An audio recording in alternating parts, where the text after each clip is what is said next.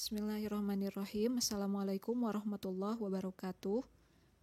Semangat pagi semuanya, semoga semuanya sehat, sukses, bahagia selalu. Nah, kembali lagi bersama Ibu ya, kita akan kembali lagi ke KBM online-nya karena diperpanjang dari surat dari pemerintahnya sampai dengan berapa?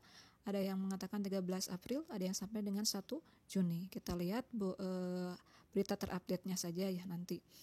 Nah, kemarin kita telah mempelajari tentang sejarah akuntansi, dimulai oleh Bapak Akuntansi Dunia, ada Luca Fascioli, kemudian ada bukunya Tractus Computis ya, kemudian mengenal sistem pembukuan berpasangan, muncullah cikal bakalnya akuntansi. Di Amerika ada sistem Anglo-Saxon, di Belanda ada sistem kontinental. Sementara di Indonesia dimulai pada 1957 saat masa penjajahan Belanda, yaitu peristiwa konfrontasi Irian Barat menganut sistem kontinental. Kemudian seterusnya ke PMA, penanaman modal asing, mengenal sistem akuntansi Anglo-Saxon. Kemudian ada standar PSAK, standar pedoman standar akuntansi keuangan sebagai upaya penyesuaian terhadap kondisi global, peningkatan transparansi laporan keuangan, peningkatan kualitas laporan keuangan Indonesia.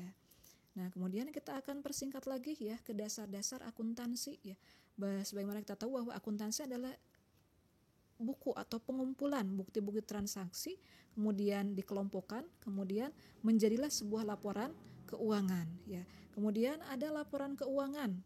Ini dibuat oleh pihak internal, yaitu manajemen perusahaan, pihak eksternal, ada pemilik, ada karyawan, ada investor, ada pemberi pinjaman, ada masyarakat umum, ada pemerintah.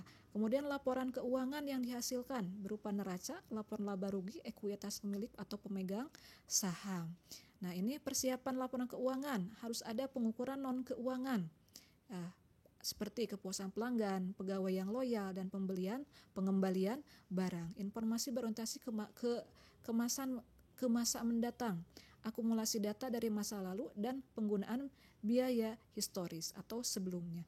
Aset lunak, yaitu berupa nama baik dan posisi strategis. Keterbatasan waktu biasanya dibuat dalam jangka bulanan atau tahunan atau akhir periode tertentu.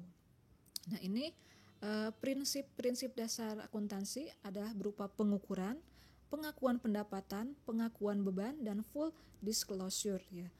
Nah, kemudian kita menuju ke persamaan akuntansi ya. Persamaan akuntansi ini ada aktiva, ada pasiva. Aktiva isinya harta, pasiva isinya kewajiban dan modal. Kemudian dari persamaan di atas diturunkan menjadi kewajiban sama dengan harta dikurangi modal, atau modal sama dengan harta dikurangi kewajiban. Kita menuju ke contoh soal ya. Contoh soalnya di sini ada Ibu Aisyah, seorang wirausaha dalam bisnis apotek. Memulai usahanya dengan nama Apotek Berkah. Modal awalnya adalah 50 juta dengan 2 unit komputer. Bagaimanakah persamaan akuntansinya? Nah, maka tulis dulu persamaannya. Aktiva sama dengan pasiva. Nah, kemudian ditulis lagi harta sama dengan, karena di atas ada peralatan, masuknya kepada aktiva juga ya. Harta ditambah peralatan, tambah kewajiban, tambah modal.